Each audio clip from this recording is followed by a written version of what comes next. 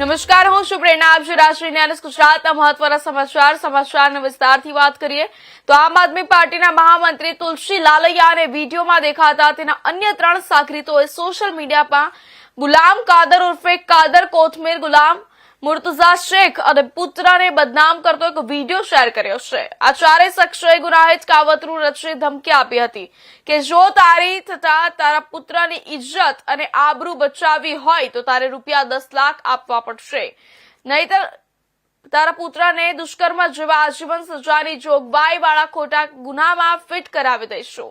આવી ધમકી બાદ આ શખ્સોએ મારા પુત્ર પાસેથી ₹1 લાખ પડાવી લીધા હતા અને બાકીની રકમ ન આપતા તેઓએ નાણાકીય આર્થિક લાભ મેળવવા જાહેર જનતાને ખોટી માહિતી આપી સોશિયલ મીડિયા દ્વારા બદનામ કરતો વિડીયો શેર કરી ખોટા માહિતીને સાચી બતાવી છે.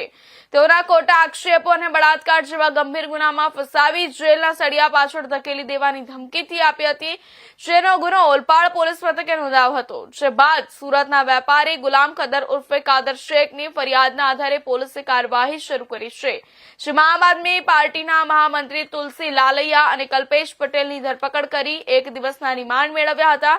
હજુ 2 આરોપી પોલીસ પકડવાના ચક્રો ગતિમાન કર્યા છે. ઓલપાડ પોલીસ સ્ટેશન ખાતે ગઈકાલે એક ગુનો દાખલ કરવામાં આવેલ છે. જે ગુનાની હકીકત આ મુજબ છે. આરોપી તુલસીભાઈ લાલૈયા તથા તેની સાથેના 3 ઈસમોએ ફરિયાદીને એવી ધમકી આપેલ કે જો તમારે ઇજ્જત આબરૂ બચાવવી હોય તો ₹10 લાખ આપવા પડશે, જો નહીં આપો તો તમારા દીકરાને ખોટા બળાત્કાર જેવા આજીવન ગુનાની સજાના ગુનામાં ફિટ કરાવી દેશું અને તમારું જીવવાનું હરામ કરાવી દેશું તથા જાનથી મારી નાખશું તેવી ધમકી આપી આરોપીએ ફરિયાદીના દીકરાની પાસે ₹10 લાખની ખંડણી માંગેલ. જેના ભાગરૂપે આરોપીની ફરિયાદીએ પોતાની પાસે ઉપલબ્ધ ₹1 લાખ આપેલા હતા અને બાકીના ₹9 લાખ નહીં આપતા આરોપીઓએ આ ફરિયાદી તથા તેના દીકરાની ઇજ્જત આબરૂની અને પ્રતિષ્ઠાને હાનિ પહોંચે તેવા હેતુસર ખોટું ઇલેક્ટ્રોનિક રેકોર્ડ બનાવી ખોટો વિડીયો બનાવી અને ગુનો આચરેલ છે.